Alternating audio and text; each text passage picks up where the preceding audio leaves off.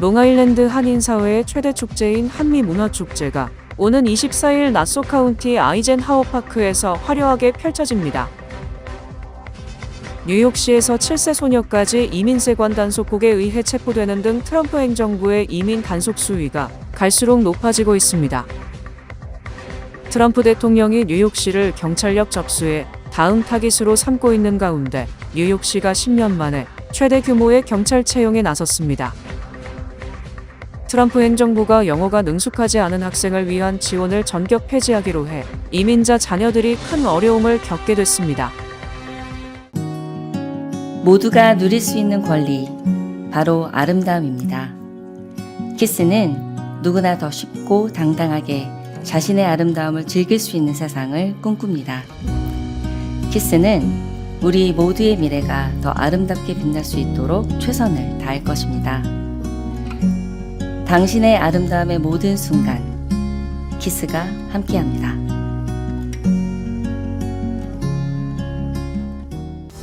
PCB의 능력이 나의 능력으로 이어집니다. 내가 만난 새로운 능력, PC빌리티, PCB뱅 제공입니다. 롱아일랜드 한인사회의 최대 축제인 한미문화축제가 오는 24일 나소 카운티 아이젠하워파크에서 성대하게 펼쳐집니다. 이날 축제는 나소 카운티 정부가 주최하고 롱아일랜드 한인회가 주관하며 오는 24일 일요일 오후 6시부터 아이젠하워파크 내 해리 채핀 레이크사이드 야외극장에서 개최됩니다. 7080 세대를 위한 추억의 음악 공연과 YH파크 태권도팀의 절도 넘치는 태권도 시범 등 다채로운 프로그램이 마련돼 있어 풍성한 볼거리를 제공합니다. So this Sunday, there's Korean American Night at Eisenhower Park. It's at 6 p.m. And it's going to be there's going to be K-pop performances. There's going to be a jazz singer that's going to perform a few different songs. There's going to be traditional Korean music. One of them is like nanta, which is the drums that part of that, the traditional Korean drums, and a taekwondo performance.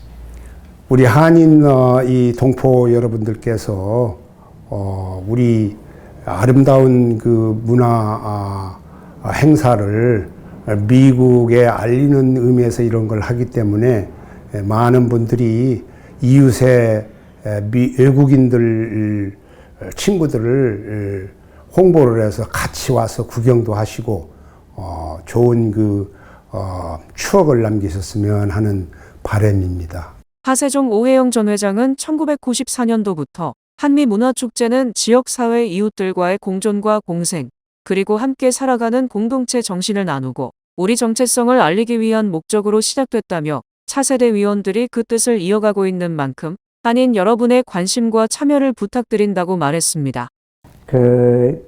1994년에 저희들이 롱아일랜드 한인회를 태동시켜가지고 오늘날까지 32년이라는 세월에 걸쳐서 문화축제를 해오고 있습니다. 그 문화축제의 본의 의도는 동네 이웃하고 공존 공생하는 그런 차원에서 함께 살아나가는 그런 원을 만들기 위해서 저희들이 시작을 했습니다. 90년도 초에 한인들이 정치적으로나 문화적으로나 어려움은 많이 있었습니다. 롱아일랜드 한인회 창설되기 이전에.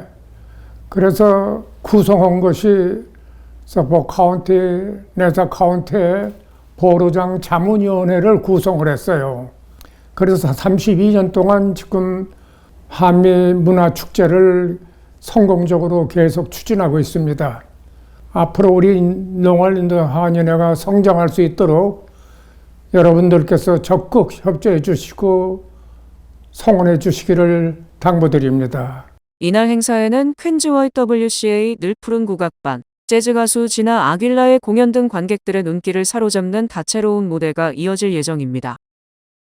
뉴욕시에서 7세 소녀까지 이민세관 단속국에 의해 체포되는 등 트럼프 행정부의 이민 단속 수위가 갈수록 높아지고 있습니다. 퀸즈에 거주하는 에콰도르 출신 7세 딸과 어머니, 19세 아들은 최근 로어 맨해튼에 위치한 페더럴 플라자에서 진행된 ICA 정기 이민 체크인 도중 체포됐습니다. 이들 가족은 체포된 지 하루 만에 어머니와 7세 소녀는 수십 마일 떨어진 텍사스 소재 ICA 구금시설로 19세 아들은 뉴저지 구금시설로 각각 이송되며 가족이 분리됐습니다. 셰카르 크리슈난 뉴욕시 의원은 뉴욕시에서 18세 미만 아동이 ICA에 체포된 것은 이번이 처음이라며 부모와 자녀를 분리해 구금하는 것은 불필요한 잔혹행위라고 비판했습니다. 또한 캐시 호컬 뉴욕 주지사는 SNS를 통해 7세 소녀가 평생 살아온 잭슨 하이츠의 집과 학교에서 강제로 떨어져 외국으로 보내졌다며 이런 잔혹한 조치를 실행한 이들에게 인간성은 어디에 있느냐고 강하게 성토했습니다. 체포된 7세 소녀 데이라는 엘르머스트 소재 PS89Q 초등학교에 재학 중인 학생으로 뉴욕시 공립학교 학생 중 ICA에 의해 구금된 최연소이자 네 번째 사례입니다. 해당 가족이 구금된 이유에 대해서는 아직 밝혀지지 않았습니다. 국토안보부는 이 가족이 2022년 12월 불법 입국했으며 이민 판사로부터 최종 추방 명령을 받았다고 공식 발표했습니다. 트럼프 대통령이 워싱턴 DC에 이어 뉴욕시를 군 투입 경찰력 접수의 다음 타깃으로 삼고 있는 가운데 뉴욕시가 10년 만에 최대 규모의 경찰 채용에 나섰습니다. 에릭 아담스 뉴욕시장과 제시카 티시 뉴욕시 경국장은 어제 공동 기자회견을 갖고 신입 경찰 1093명을 채용했으며 이는 지난 2016년 이후 거의 10년 만에 최대 규모의 채용이라고 강조했습니다. 특히 이번 채용 규모는 단일 규모로 가장 많으며 오늘부터 퀸즈 칼리지 포인트의 폴리스 아카데미에서 트레이닝에 돌입했습니다. 이번 신규 채용 경관들은 모두 51개국 출신들이며 이들이 사용하는 언어가 34개국에 달하는 등 다양성이 최대한 반영됐으며 이들 중 80명은 군 경력이 있는 인력입니다. 이에 앞서 뉴욕시는 지난해에도 모두 2,911명의 경찰을 신규 채용했으며 아담스 시장 취임 이래 신규 채용한 경찰이 약 1만 명에 가깝다고 설명했습니다. 또 현재 뉴욕시 경찰 인력은 34,455명이며 오는 2027년까지 3만 5천 명으로 늘린다는 방침입니다. 뉴욕시가 이처럼 경찰력을 대폭 늘리는 것은 팬데믹 시기 은퇴자가 많았기 때문이며 트럼프 대통령이 뉴욕시가 안전하지 못하다며 계속 비판하고 워싱턴 DC의 다음 타깃으로 뉴욕시를 고려하고 있다고 말했기 때문입니다. 트럼프 행정부가 영어가 능숙하지 않은 학생을 위한 지원을 전격 폐지하기로 해 이민자 자녀들이 큰 어려움을 겪게 됐습니다. 연방교육부는 공립학교 등에 적용되는 영어 학습자를 위한 지원 지침이 행정부 정책에 부합하지 않으므로 폐지됐다고 밝혔습니다. 이 지침은 지난 2015년 법무부와 교육부가 발표한 40페이지 분량의 지침으로 공립학교들이 관련 법 규정을 준수하도록 하기 위한 세부 이행사항을 담고 있으며 골자는 영어 미숙자 지원입니다. 즉 영어를 능숙하게 구사하지 못하는 학생들을 위한 교육 서비스를 제공할 것을 명시한 1974년 제정된 평등교육기획법과 국적에 따른 차별을 금지한 민권법 등을 각급 학교들이 적절히 준수하도록 하기 위해 마련된 것입니다. 결국 평등교육기획법 등 법률 자체가 폐지된 것은 아니지만 각급 학교가 법률에 명시된 의무를 이행하는 데 있어 기준이 되는 지침이 사라진 것입니다. 이 지침이 폐지되면서 연방법무부는 내년 1월 중순까지 폐지된 지침을 대체할 새 지침을 만들도록 했습니다. 워싱턴 포스트는 이번 조치가 영어를 미국의 공식 언어로 규정한 트럼프 대통령의 3월 1일자 행정명령의 시행을 강화하는 차원이라고 분석했습니다. 또 이 정책은 트럼프 대통령의 반이민 정책과 맞닿아 있는 것으로 이민자 자녀들은 영어가 미숙해도 지원을 받을 수 없게 됨으로써 적응 등의 어려움을 겪게 됩니다. 트럼프 대통령은 지난달 1일 플로리다의 이민자 구금시설을 방문, 바이든 전임 대통령의 국경 완화 조치로 불법 이민자 급증에 따른 사회적 비용이 천문학적이며 통역에 사용되는 비용만 연간 780억 달러에 달한다고 밝혔습니다. 한편 최근 연방주택도시개발국이 모든 부처 서비스에서 영어만을 사용하는 잉글리시 온리 정책을 전격 시행한다고 밝혔습니다. 트럼프 행정부의 관세 정책 변경으로 한국의 우체국 등에서 미국으로 보내는 소포 등이 오는 25일부터 전면 중단돼 재미동포들이 큰 불편을 겪게 됐습니다. 한국의 우정사업본부는 오는 25일부터 미국행 항공소포, 26일부터는 국제특급 우편 서비스 EMS 중 관세가 부과되지 않는 서류를 제외하고 모든 물품에 대한 우체국 창구 접수가 중단된다고 밝혔습니다. 이 같은 조치는 오는 29일 0시부터 미국에 도착하는 모든 소포에 대한 관세 정책이 변경되기 때문입니다. 이에 따라 운송에 오랜 시간이 걸리는 선박을 통한 미국 행소포는 이미 접수가 중지됐습니다. 그동안 미국은 $800 이하의 소액 소포 등 국제 운송 물품에 대해 관세를 면제해왔지만 오는 29일부터는 서류 및 편지 등을 제외한 모든 미국행 국제 우편물에 대해 15% 관세를 부과하게 됩니다. 우정사업본부는 미국행 모든 물품에 대한 신고 및 관세가 의무화되면서 현재 국제 우편망 체계로는 관세 신고 등의 처리가 사실상 불가능해 미국행 우편 서비스를 중단하게 됐다고 설명했습니다. 다만 민간 제휴 상품인 EMS 프리미엄 서비스는 민간 특송회사가 운영하며 통관을 대행하고 받는 사람에게 관세가 부과되므로 계속 서비스를 실시한다고 밝혔습니다.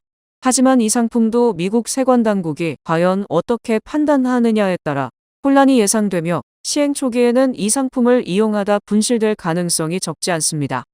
이처럼 트럼프의 관세 부과로 미국행 소포가 사실상 전면 중단됨에 따라 재미동포는 큰 불편을 겪는 것은 물론 일부 상품 가격들이 치솟을 것으로 예상됩니다. 트럼프 대통령이 어제 풍력이나 태양광 발전은 세계의 사기극이라며 이를 승인하지 않을 것이라고 밝혀 파문이 일고 있으며 특히 태양광 패널 생산 세계 1위인 한화 등 한국 기업의 피해가 우려됩니다. 트럼프 대통령은 트루스 소셜에 올린 글에서 전력원으로 풍력 발전기와 태양광을 짓고 의존해온 모든 주에서 전기와 에너지 비용이 기록적 수준으로 증가하는 것을 보고 있다며 이같이 주장했습니다. 특히 풍력 태양광 발전을 세계의 사기극이라고 주장하며 미국에서 어리석음의 시대는 끝났다고 덧붙였습니다.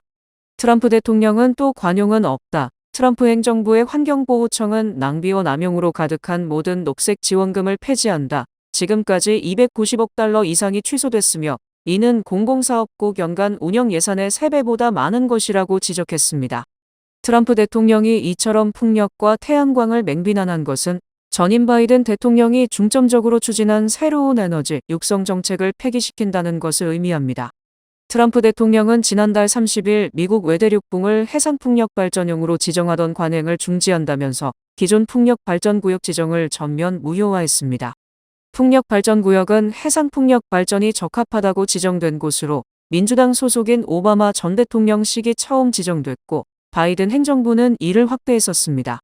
한편 트럼프 대통령이 태양광 발전을 사실상 허용하지 않겠다고 밝힘으로써 태양광 분야에서 세계 1위를 달리고 있는 한화를 비롯해 한국 기업들이 큰 타격을 입게 됐습니다.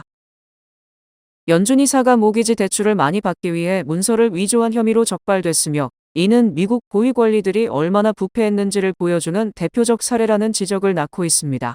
빌 폴트 연방주택금융청장은 리사 쿡 연준이사의 모기지 대출 사기 혐의를 포착, 펜 본디 연방법무부 장관에게 수사를 의뢰한 것으로 공식 확인됐습니다.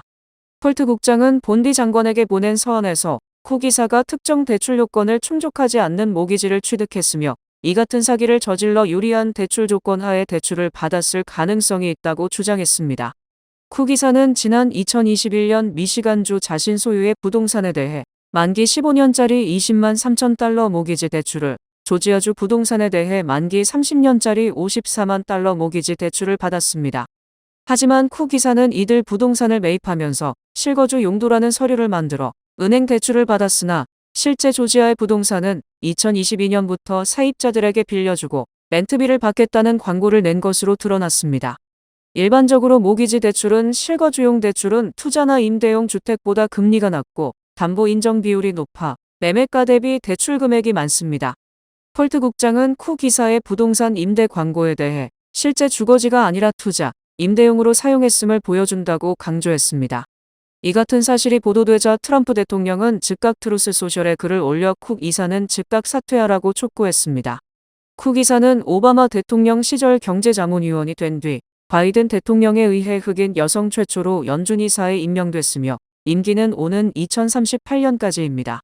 특히 쿡 이사는 기준금리를 결정하는 연준 공개시장위원회에 당연직 위원 7명 중 1명으로 참여하고 있습니다. 오바마 전 대통령이 텍사스 등 공화당 주지사 정부의 연방하원 의석수 늘리기에 대해 캘리포니아도 민주당에 유리하게 선거구 조정에 나선 게빈 뉴섬 주지사를 지지하고 나섰습니다.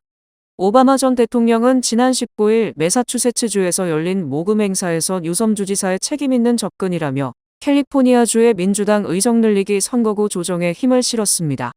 오바마 전 대통령은 장기적 관점에서 특정 정당의 유리하게 선거구를 조정하는 게리맨더링을 선호하지 않는다. 하지만 민주당이 효과적으로 대응하지 않으면 백악관과 공화당이 이 같은 행태를 멈추지 않을 것이라며 맞불 작전이 필요하다고 역설했습니다. 특히 뉴섬 주지사의 조치는 특정 시점에서 특정 문제를 해결하도록 고안된 현명하고 신중한 접근이라고 칭찬했습니다.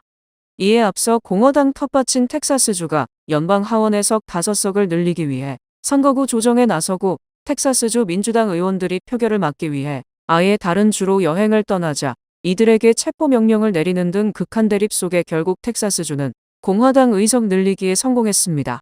상황이 이렇게 되자 뉴섬 주지사는 캘리포니아주에서도 민주당 하원 의석을 5석 늘리는 선거구 조정안을 마련, 유권자들에게 찬반을 묻는 특별 투표를 실시하겠다고 맞불을 놓았고 오바마 전 대통령이 이를 극찬한 것입니다.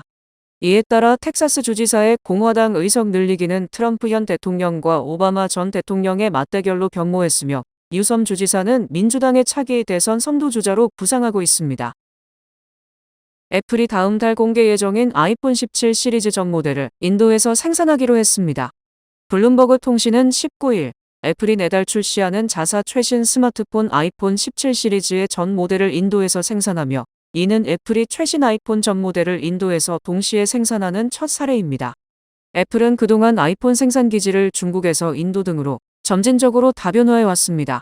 지난해 출시된 아이폰 16 시리즈는 일반 모델 2종만 인도에서 생산됐고 프로와 프로맥스는 여전히 중국산이었습니다.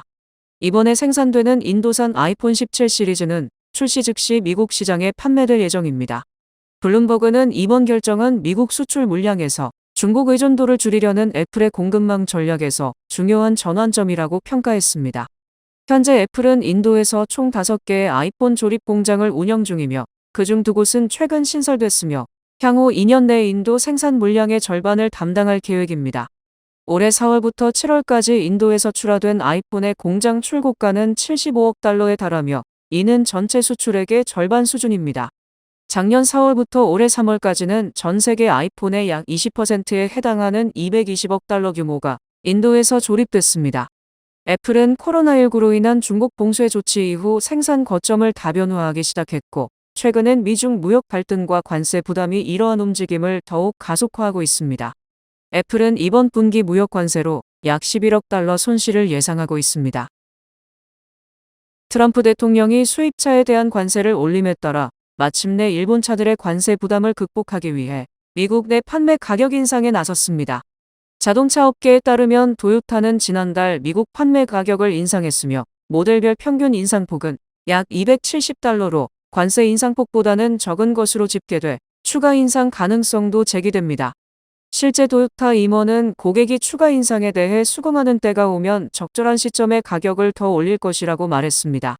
또 세계 판매의 70%를 미국 시장에 의존하는 스바루도 6월부터 일부 모델 미국 판매 가격을 올렸으며 스바루는 차의 가치를 반영하는 공정한 가격을 검토할 것이라며 향후 추가 인상을 시사했습니다. 한편 니케이 아시아는 일본 재무성이 발표한 무역 자료를 인용, 지난달 자동차 대당 수출 가격 하락 추세가 멈추고 안정됐다고 보도했으며 이는 수출 가격 인상을 의미합니다. 일본 재무성에 따르면 7월 일본의 미국 자동차 수출은 12만 3,351대로 지난해 같은 기간보다 3.2% 줄었고 수출액은 28.4% 감소한 4,220억 엔으로 집계됐습니다. 특히 평균 수출 단가는 341만 엔으로 지난해 같은 기간보다 26% 하락했지만 6월 338만 엔보다는 3만 엔 증가했으며 이는 지난 1월부터 이어진 판매 가격 하락세가 끝났음을 의미합니다. 또 지난달 북미 지역으로 수출된 승용차의 엔화 기준 수출 가격은 전월 대비 2.2포인트로 6개월 만에 반등했습니다. 일본 차들은 그동안 관세 인상에도 수출 가격을 낮춰서 미국 내 판매 가격을 종전대로 유지했고 이에 따라 상반기 수출 가격이 하락하고 대형차보다 중소형차 판매 비중이 높아지면서 단가가 하락한 것으로 분석됩니다. 트럼프 행정부의 고율 관세 정책 여파가 본격화되면서 K푸드의 미국 수출 성장세가 2년 2개월 만에 꺾였습니다. 한국무역통계진흥원에 따르면 지난 7월 농식품 대미 수출액은 1억 3,900만 달러로 지난해 같은 달보다 6.7% 감소했습니다. 이는 2023년 5월 이후 처음으로 감소세를 기록한 것입니다. 특히 핵심 수출 품목인 라면은 1,400만 달러로 17.8% 감소, 과자류는 2천만 달러로 25.9% 줄었습니다. 소스류와 인삼류도 각각 7.2%, 13.4% 감소했습니다. 식품업계는 미국의 상호관세 부과 가능성에 대비해 6월까지 수출을 앞당긴 결과라고 보고 있습니다. 삼양식품은 관세 우려로 6월까지 선출하를 진행했다고 밝혔으며 오뚜기 등도 유사한 전략을 취했고 실제로 대미라면 수출액은 6월에 2,900만 달러로 전년 대비 58.7% 급증한 바 있습니다. 7월 수출 부진에도 불구하고 올 1에서 7월 누적 대미 농식품 수출액은 10억 7,300만 달러로 전년 동기 대비 21.3% 증가했습니다. 하지만 6월까지 27%에 달했던 증가율은 주춤했습니다. 식품업계는 관세 인상과 미국 경기 침체 우려로 소비 심리가 위축되고 있다며 관세로 가격이 오르면서 유통업체도 발주를 줄이는 상황이라고 전했습니다. 한편 농림축산식품부는 140억 달러 수출 목표 달성을 위해 수출 지원책을 논의 중입니다.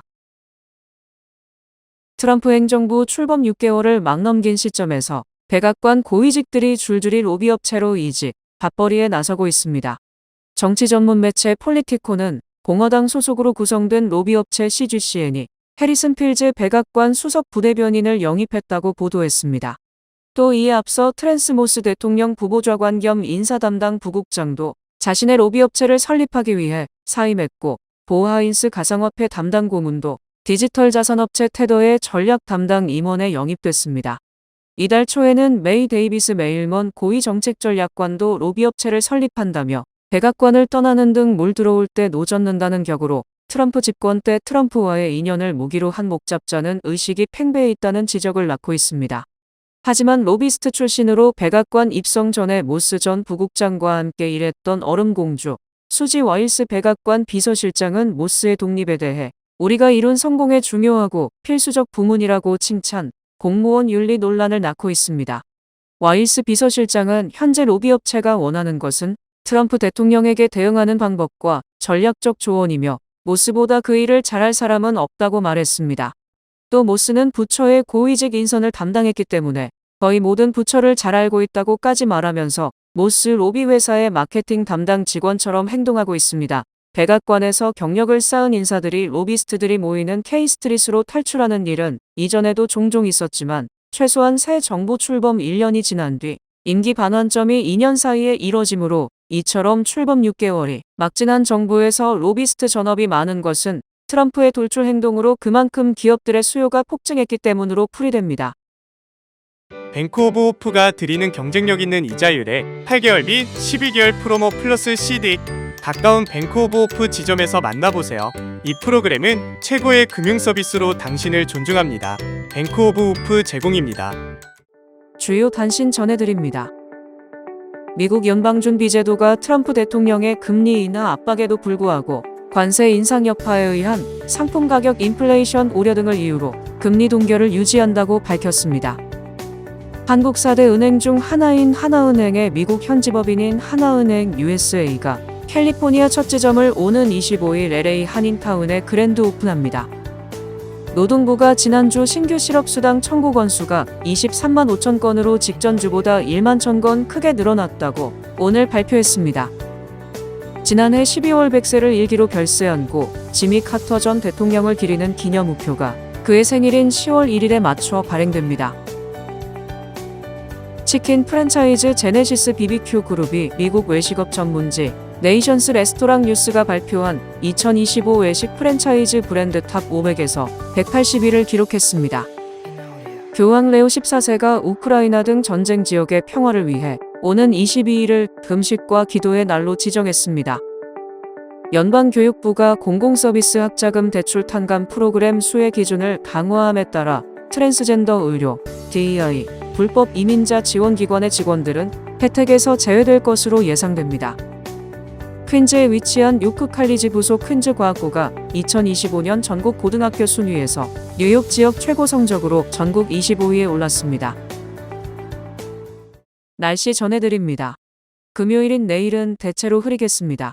낮 최고 기온은 82도, 최저 기온은 66도입니다.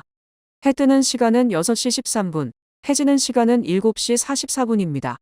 이상으로 주간 날씨와 세계 날씨 전해드립니다.